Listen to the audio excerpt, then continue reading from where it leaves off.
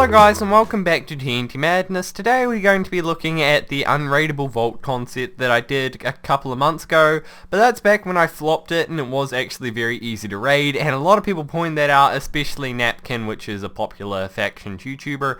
So this time I have gone back to the drawing board and I have made one that is unreadable, at least by creeper eggs in most scenarios, and I'm going to be explaining that in detail on this.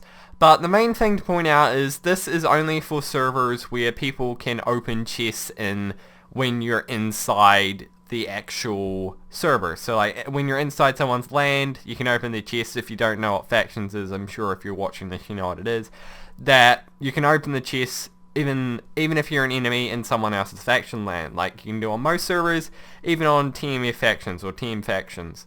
So yeah, very important thing that you have to be aware of. So this thing essentially just puts a block on top of the chest at the very back, so that way it's locked but it cannot be broken by creeper eggs, and then once you want to use them yourself you can then flick the lever, which on most servers even if you can open chests they can still not access, and then you can then go ahead and stick whatever you want into your base. And the great thing about this design is it is infinitely expandable in pretty much every direction. You just have to add repeaters and stuff.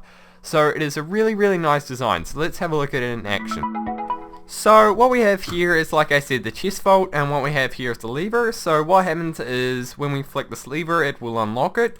But one thing to notice is that when this is unlocked, the thing is actually locked, because that means if someone did actually blow up this lever, that they still wouldn't be able to get into the chest. So like I said, you can't open them when it's locked, but when you unlock it, you can then go ahead and open it. And then, like I said, even if you place a creeper egg inside of here, it will not blow up anything, even though the creeper head is inside the chest. That's just because half of the creeper is in water.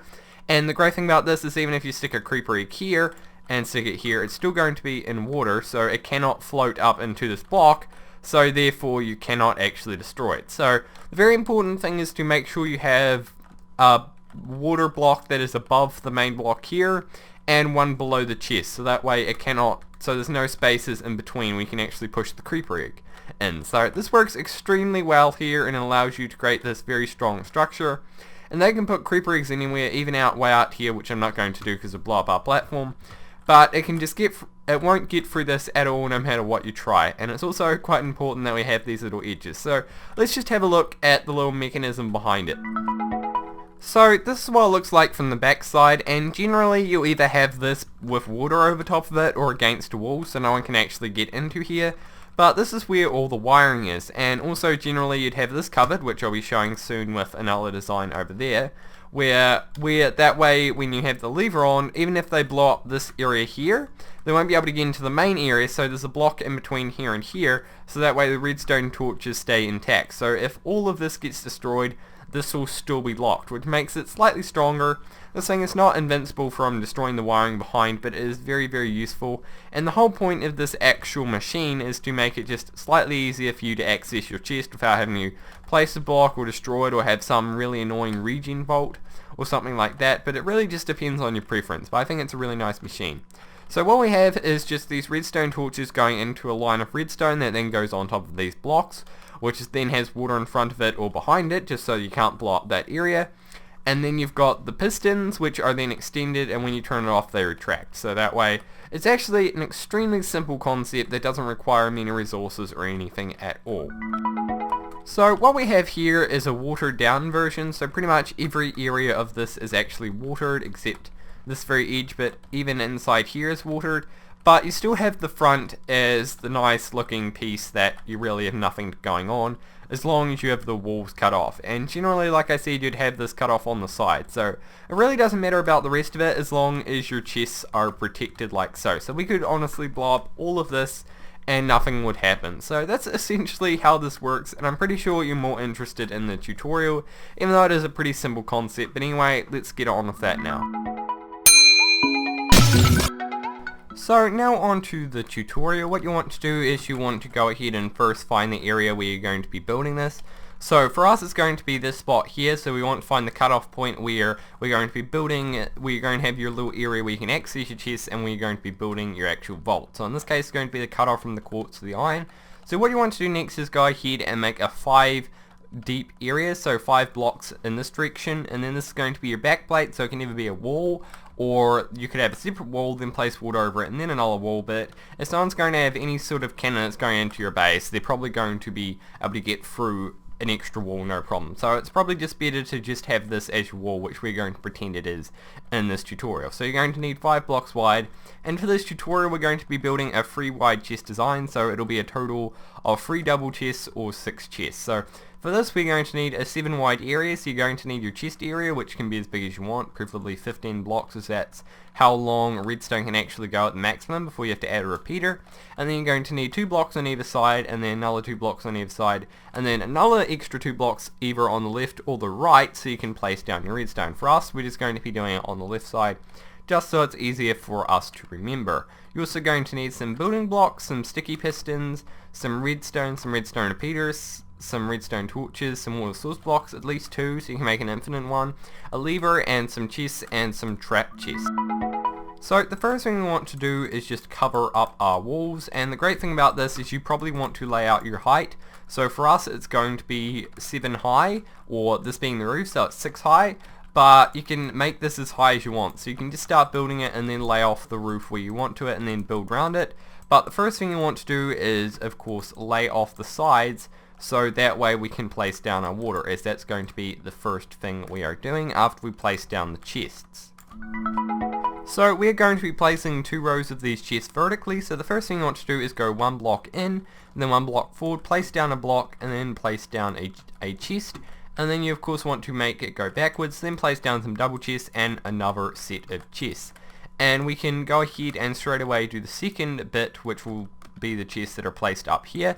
So if you want to, you can go ahead and place your chests and your other chests up here, but it really doesn't matter. So the next thing you want to do is just for when we place down the pistons later, you can either place down the water or make down your pillars or place your pistons. So the first thing we're going to be doing is placing down our pistons. So we're going to be placing our pistons here and placing blocks here. You can make these blocks anything you want, because they're going to be the blocks you're seeing, so they're going to be the most aesthetically pleasing blocks. So I would replace them with some block you like. So you want to place your blocks there, then place 3 blocks here with redstone on top, and then above that you then want to place 3 sticky pistons above that redstone, and then go ahead and repeat once again. So now once we've done that, we just want to go ahead and make pillars on either side that go all the way up to the roof, and then we can go ahead and place water down at the very top. So what you want to do is go ahead and place water in pretty much every spot you can, making sure that you've actually placed down the block, so that way it doesn't destroy your redstone. And then go ahead and get this. Okay, so also one thing to remember while we are doing this is that this is not creeper proof, or this is not TNT cannon proof. It's creeper proof, so it's proof in case someone gets inside your base. So what I'm just doing now is I'm just covering up the roof. You can make this anything you like, but I prefer to make it 1 block higher than what it normally is, just so that way it makes the redstone more concealed. So if we go ahead and do this, then we can go ahead and place down the rest of our water. So what I like to do is just get rid of this front panel here, so it's all at the same consistent height, even though on the other one I used slabs. So that way you can just have it all flying over this main front bit here. The most important bit is that they all fall over this front bit, and that there's no empty water source blocks inside of here. So if we go ahead and place it all here, now we can see that all the chests are covered in water, and you can test this by creepering yourself. However, that is not a very good use of your valuable resources. Another thing you might want to consider is either placing water there, which will probably get rid of the redstone, or just placing blocks so no one can actually put stuff in there. But the only issue with that is that they can go ahead and place creeper eggs here. So it's also another good idea to just cover up any of these areas yourself, just so no one can actually get in. So what we're going to be doing now is covering up this little area here. So what I'm going to be doing is, what you want to do is go back here, place a redstone torch on the preferred side. So if you're placing it on this, building this redstone contraption on that side, you just place the redstone torches here and here. But we're going to be placing it here, and we'll fill up, replace this glass later. So what you want to do next is place a block that is adjacent to it, so it'll be here and then 1 block below, and then place a repeater onto that and make sure it's facing into the block that's going to turn the redstone torch off. So now all we need to do is connect up these 2 blocks. So what I like to do is place a block there, another one here, and then what I personally like to do is actually have a slab here.